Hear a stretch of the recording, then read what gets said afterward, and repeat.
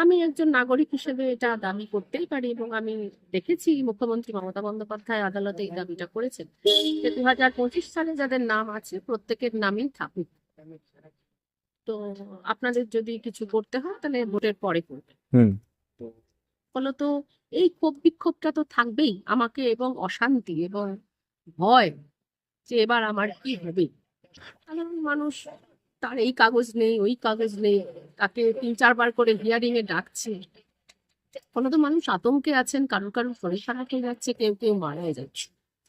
ফলত যে রাজনৈতিক দল তারা এখন এই সারকে কার্যকর করে মানুষের ভোটাধিকার কেড়ে নিতে চাইছে, তো তারা তো স্বাভাবিকভাবেই চাইবে, কারণ তারা জানে যে ধর্মের সুশ্রুরানি যদি আমরা দিতে পারি, তার থেকে যদি দাঙ্গা হাঙ্গামা করা যায়, তাহলে হয়তো মানুষের এই ক্ষোভ বিক্ষোভটা অন্যদিকে ঘুরে যাবে। ফলত এই সম্ভাবনাটা বাতিল করা যায় না। বিরাটে যা হচ্ছে, অর্থাৎ একটা মন্দির কে বানাবে, যেটা কে নিয়ন্ত্রণ করবে, এটা নিয়ে মারপিট হয়ে যাচ্ছে।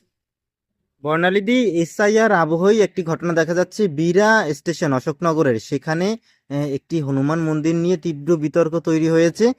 বিজেপির এক নেতা অভিযোগ করছেন যে আরেক বিজেপি নেতা সেই মন্দির তৈরিতে বাধা দিচ্ছে। কি বলবেন বিষয়টা নিয়ে? ভারতবর্ষের সংবিধান অনুযায়ী হুম। এই যে মন্দিরকে কেন্দ্র করে যে ধরনের বারবার রাজনৈতিক বিতর্ক সামনে উঠে আসছে, এবং তাকে কেন্দ্র করে দাঙ্গা হাঙ্গামা খুনোখুনি হিংসার রাজনীতি চলছে, এটা অত্যন্ত নিন্দনীয়। এবং আমি তোমাকে মনে করাবো, কিছুদিন আগে গুজরাটের একটি মন্দির, হুম। সেই মন্দিরে প্রায় 50টি বা 46টি বাঘের চামড়া, তার সঙ্গে নিষিদ্ধ যে সমস্ত শিকার করা যে সমস্ত পশুদের মধ্যে, তাদের হাড়, তাদের চামড়া, তাদের শিং পাওয়া গেছে গুজরাটের একটি মন্দিরে, এবং সেটা খবর উঠেছে। তোমাকে আরেকটা জিনিস মনে করো, সেটা হচ্ছে যে ভারতবর্ষের অন্যতম একটি মন্দির পদ্মনাভ স্বামী টেম্পল, সেখানে হুম। দুটো ভল্ট পাওয়া যায়। যে ভল্টের মধ্যে একটি ভল্ট, এটা ট্রাভাঙ্কোরের মহারাজারা আগে এটা কন্ট্রোল করতো, তারাই আনিয়েছিল, তারপরে 1947 সালের পর সরকার কন্ট্রোল করে। তো দুটো ভল্ট পাওয়া যায়, ভল্ট এ আর ভল্ট বি। সেই ভল্ট এ খুলে দেখা যায় 1,00,000 কোটি টাকা।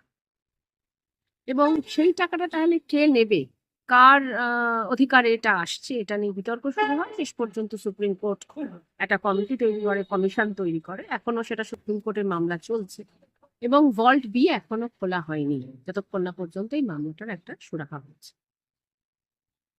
তো ভারতবর্ষের নাগরিক হিসেবে এই প্রশ্নটা আমি রাখতেই পারি, এই সন্দেহটা রাখতেই পারি, যে মন্দির মসজিদ এটা কি এখন শুধুই ধর্মের বিশ্বাসের জায়গা, নাকি অথবা শুধুই রাজনীতির জায়গা, যেটা তুমি বললে যে এটাকে কেন্দ্র করে, সার্চে কেন্দ্র করে যে মানুষ হয়রানি হচ্ছে, তারা যে বিপদে পড়ছে, সেখান থেকে মানুষের ক্ষোভ বিক্ষোভ তৈরি হচ্ছে, সেই ক্ষোভ বিক্ষোভ হয়তো অন্যদিকে ঘোরাবার একটা চেষ্টা। কিন্তু ব্যাপারটা কি শুধুই তাই, নাকি মন্দির এখন ধর্মস্থানগুলো এখন ব্যবসার কোনো জায়গা? মানে কোনো একটি মন্দিরকে কেন্দ্র করে একটি নির্দিষ্ট রাজনৈতিক দলের ভেতরেই এত অন্তর্দ্বন্দ্ব, এত ঝুট ঝামেলা কেন? তার মানে ওই মন্দিরটি যে নিয়ন্ত্রণ করতে পারবে, তার কি এটা একটা বড় ব্যবসার জায়গা খুলে যাবে? ওই ট্রাভাঙ্কোরের রাজারা যে মন্দির বানিয়েছিল, সেখানে 1,00,000 কোটি টাকা, সেটা তো বড় সড়ো ব্যাপার, নিশ্চয়ই বিরাট স্টেশনে ওরকম কিছু হবে। কিন্তু সেটাকে কেন্দ্র করেও মারদাঙ্গা চলছে। মারদাঙ্গা মানে আমি নেব না তুমি নেব, এটা নিয়ে চলছে। একটা মন্দিরে দেখা যাচ্ছে চোরা শিকার, অর্থাৎ বাঘের চামড়া, বাঘের হাড়গোড় সেখানে পাওয়া যাচ্ছে। তার মানে একসময় আমরা জানতাম যে মন্দিরের যে গর্ভগৃহ, হুম। সেই গর্ভগৃহে দেবদাসীরা, তারা মানে যে ধরনের তাদেরকে দিয়ে আচরণ করা হতো, তখনকার দিনে এপস্টাইন মামলা, এপস্টাইন ফাইলস থাকলে হয়তো সেগুলো নিয়ে এপস্টাইন ফাইলস, তো সেগুলো এখন নিষিদ্ধ, দেবদাসী প্রথা ভারতবর্ষে এখন নিষিদ্ধ। কিন্তু এই যে মন্দির মানুষের যে ধর্ম জায়গা, বিশ্বাসের জায়গা, আস্থার জায়গা, সেটার বদলে এখন এটা একটা ব্যবসার জায়গা হয়ে দাঁড়াচ্ছে। চোরা শিকার রাখার জায়গা হয়ে যাচ্ছে, কারণ সেখানে তো কোনো ট্যাক্স যাবে না, ট্যাক্স কালেক্টর মানে ট্যাক্সের কোনো রেড হবে না, সেখানে তো কোনো পুলিশ রেড হবে না, সেখানে তো কোনো ইডি সিবিআই এর রেড হবে না।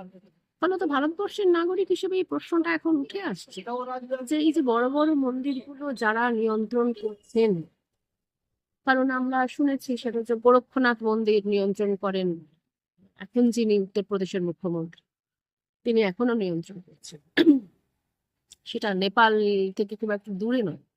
তাহলে এই মন্দিরগুলোতে কি চলে যে সেখানে এই ধরনের জিনিস পাওয়া যায়? আচ্ছা, সেখানে যদি সত্যি আহ, রাজনৈতিক নেতাদের বাড়িতে যেরকম ইডি সিবিআই রেড করে নানা রকম কিছু পায়, সত্যি পায় না মিথ্যা পায় সেটা অন্য কথা। আচ্ছা, এই সমস্ত জায়গা যদি ইডি সিবিআই রেড করতো, তাহলে কি শুধুই বাঘের চামড়া পাওয়া যেত, নাকি আরো অনেক কিছু পাওয়া যেত? শুধু 1,00,000 কোটি টাকা পাওয়া যায়, নাকি আরো অনেক কিছু পাওয়া যায় যেগুলো পাচারের যে অস্ত্র বা অন্য ফলত ড্রাগ, ফলত এই যে মন্দির বিষয়টা সাংবিধানিক যে আহ, ভারতবর্ষের যে ধর্মনিরপেক্ষ যে সংবিধান, সেখানে কিন্তু এখন এই প্রশ্নটা উঠে আসছে যে মন্দির কি প্রশাসন, পুলিশ প্রশাসনের আওতার বাইরেই থেকে যাবে? যদি থেকে যায় তাহলে এই বিরাটে যা হচ্ছে, অর্থাৎ একটা মন্দির কে বানাবে, যেটা কে নিয়ন্ত্রণ করবে, এটা নিয়ে মারপিট হয়ে যাচ্ছে।